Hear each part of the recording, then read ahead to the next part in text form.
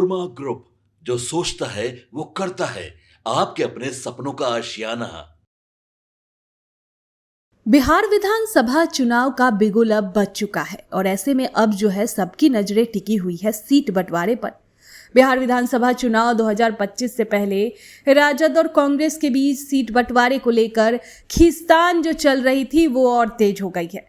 दोनों दलों के बीच 5 सीटों बैसी, बहादुरगंज, रानीगंज, कहलगांव और सहरसा पर सहमति ही नहीं बन पा रही। कई दौर की बैठकों के बावजूद कोई समाधान अभी तक नहीं निकल पाया है, क्योंकि दोनों दल एक भी सीट छोड़ने को तैयार नहीं है। विवाद तब और बढ़ गया जब तेजस्वी यादव ने कहलगांव से चुनावी अभियान की शुरुआत कर दी, जबकि कांग्रेस का दावा था कि ये सीट उनके हिस्से में जानी ही चाहिए थी। इसी के साथ गठबंधन में ये भी मतभेद उभर आया है कि तेजस्वी यादव को महागठबंधन का मुख्यमंत्री चेहरा बनाया जाए या नहीं। कांग्रेस का मानना है कि इससे गैर यादव ओबीसी वोट बैंक की तरफ, बीजेपी की तरफ जा सकते हैं। इस बीच कांग्रेस ने 25 उम्मीदवारों की सूची जारी कर दी, जिसमें शकील अहमद खान और राजेश राम जैसे प्रमुख नेता शामिल हैं। आपको बता दें कि जिन 5 सीटों पर गतिरोध है वो है बैसी, बहादुरगंज, रानीगंज, कहलगांव और सहरसा। 2020 के चुनाव में इन 5 सीटों में से रानीगंज, सहरसा और बैसी पर आरजेडी ने चुनाव लड़ा था, जबकि कहलगांव और बहादुरगंज कांग्रेस के खाते में गई थी। और दिलचस्प बात यह है कि जिन 5 सीट पर ये लोग लड़ाई कर रहे हैं, दोनों ही दल इनमें से कोई सीट नहीं जीत सके थे उस वक्त। अब 2025 के चुनाव में स्थिति उलट गई है। आरजेडी चाहती है कि कांग्रेस कहलगांव और बहादुरगंज छोड़ दे, जबकि कांग्रेस बदले में रानीगंज, सहरसा और बैसी का दावा ठोक रही है। रिपोर्ट्स के मुताबिक घंटों चली बातचीत के बावजूद भी कोई नतीजा अभी तक नहीं निकल पा रहा है। चुनाव का डेट जो है वो निकल चुका है, तारीखों का ऐलान हो चुका है। अब लगभग 1 महीने बचा है चुनाव में और अभी तक ये कांग्रेस के अंदर, महागठबंधन के अंदर सिर्फ फुटबॉल चल रहा है सीटों को लेकर। दोनों दलों में से कोई भी एक सीट छोड़ने को तैयार नहीं है। गठबंधन में सहयोगी दलों की संख्या बढ़ गई है, जिससे हर दल को पहले से कम सीटें मिलेगी। यही तनाव की असली वजह है। कहलगांव सीट पर विवाद और गहराता जा रहा है। कांग्रेस नाराज है कि आरजेडी ने बिना परामर्श के पहले ही इस सीट पर यादव समुदाय के उम्मीदवार को टिकट देने का वादा कर दिया। इसी बीच बुधवार को तेजस्वी यादव ने अपनी विधानसभा चुनावी रैली की शुरुआत कहलगांव से ही कर दी, जिससे कांग्रेस का असंतोष और बढ़ गया। रैली में तेजस्वी के साथ झारखंड मंत्री संजय यादव के बेटे रजनीश यादव मौजूद थे, जिन्हें आरजेडी का संभावित उम्मीदवार माना जा रहा है। अगर पार्टी की ये सीट मिलती है तो 2020 में बीजेपी के पवन कुमार यादव ने कहलगांव सीट जीती थी। उन्होंने कांग्रेस प्रत्याशी शुभानंद मुकेश को 42,893 वोट से हराया था।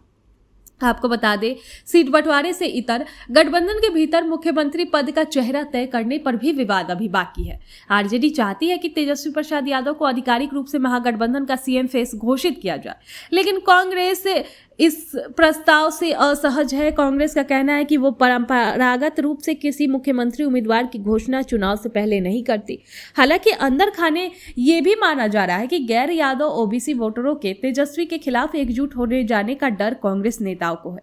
एक वरिष्ठ कांग्रेस नेता के मुताबिक हर कोई जनता जानता है कि अगर किसी राज्य में यादव समुदाय से सीएम चेहरा घोषित होता है तो बीजेपी को ओबीसी वोट एकजुट करने का मौका मिल जाता है। हरियाणा में कांग्रेस का ऐसा नुकसान हुआ था जब बीजेपी ने एंटी जाट नैरेटिव चलाया। बिहार में तेजस्वी के सीएम फेस बनने पर वही स्थिति दोहराई जा सकती है। और दूसरी ओर आरजेडी जो है, उनका तर्क ये है कि हम गठबंधन की सबसे बड़ी पार्टी है, हमारे सबसे ज्यादा विधायक होंगे, इसलिए सीएम का फैसला भी हमारा ही होगा।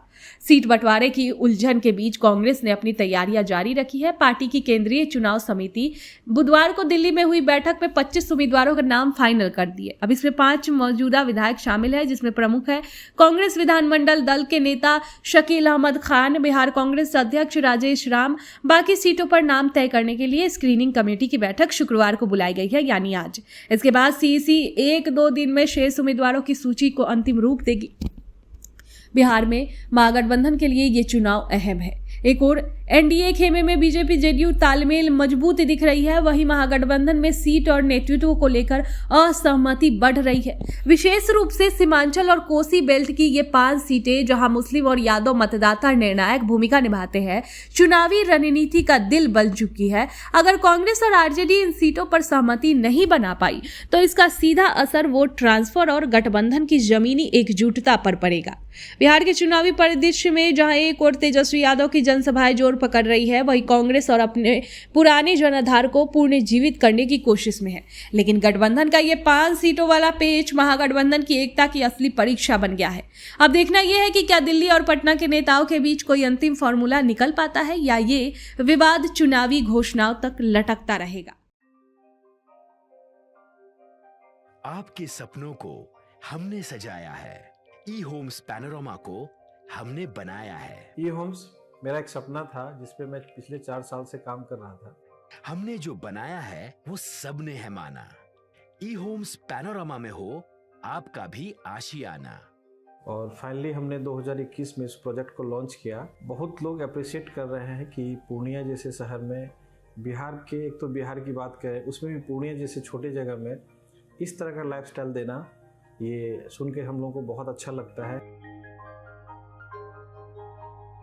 ई होम्स में हमने कुछ और भी किया है, जैसे हम जिस जगह में रह रहे हैं हमारे फैमिली सिक्योर हो, उनको सिक्योरिटी का ध्यान में रखा है। आपकी सुविधा और सुरक्षा आपके लिए खास है, ये आपका विश्वास है। इसमें आर्टिफिशियल इंटेलिजेंस का 7 लेयर सिक्योरिटी का हमने इस्तेमाल किया है। लस ग्रीन कैंपस को बनाया है। यदि हमारा बाउंड्री वाल है तो वो वर्टिकल गार्डन है।